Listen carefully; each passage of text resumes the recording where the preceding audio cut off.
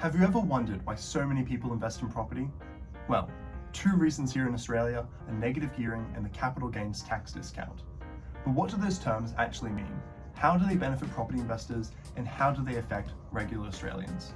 In this video, I hope to give you some clarity on these important terms and unveil two money-making techniques that are enabled by the current system. Let's break it down. The first term, negative gearing, occurs when the cost of owning a rental property, like mortgage, interest, insurance, and maintenance, are greater than the rental income. In other words, the property is losing money. In Australia, you can deduct that loss from your personal income and get a tax deduction, similar to how work-related expenses reduce your tax bill. But why would anyone rent their property at a loss? And why do many landlords actively plan on it? Well, there must be more of the story. And there is. When a property is negatively geared, the investor is banking on property prices rising by more than their losses. So, after a few years, they can sell their property for an overall profit. Considering the price of property has done this over the past few decades, you can see why many property investors feel very comfortable making that risk. In summary, negative gearing lowers the cost of holding property, so the final profit is higher. It's an accounting strategy where the government subsidizes losses that only tell half of the story. With negative gearing, property investors get to benefit both from losing money on rent and gaining money on property appreciation.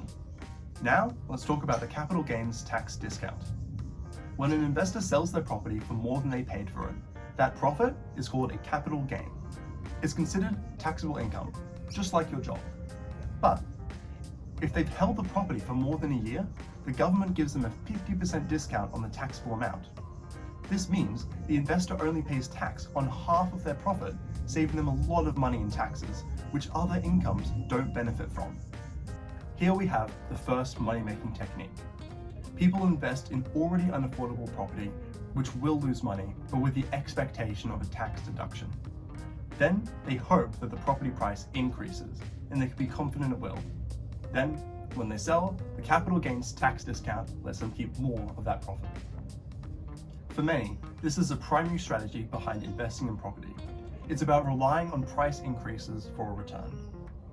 Some might call it property investing, but functionally, it's property speculation. And while these tax policies were designed to encourage investment in property, we have to ask ourselves whether these practices are healthy for this very important market.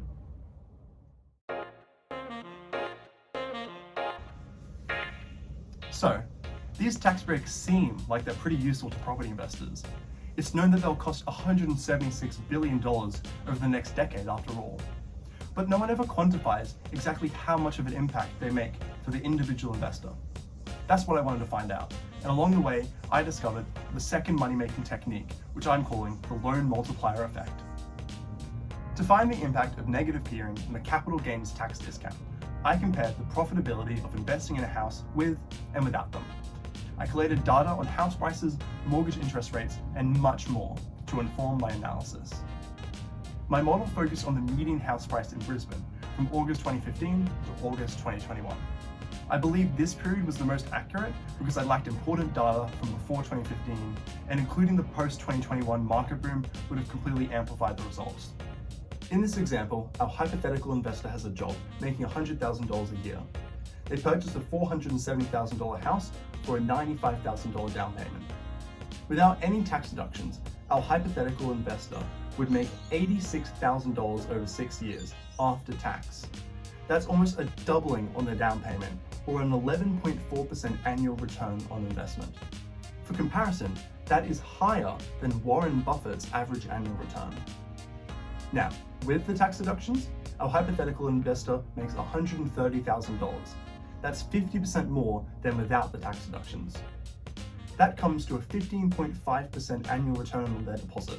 Once again, that is after tax. If you want to verify any of the claims I've made here, or if you want to investigate how changing other parameters affects the profitability, feel free to check out the spreadsheet that's in the description. But wait, I hear you say, what's the loan multiplier effect I mentioned before? Well, I'm glad you asked. Why don't we put some of the key data on the screen?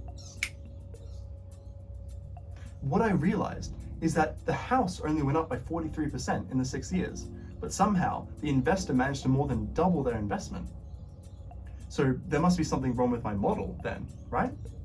Well, that's what I thought at first, but it's actually what I'm calling the loan multiplier effect, and it's our second money-making technique.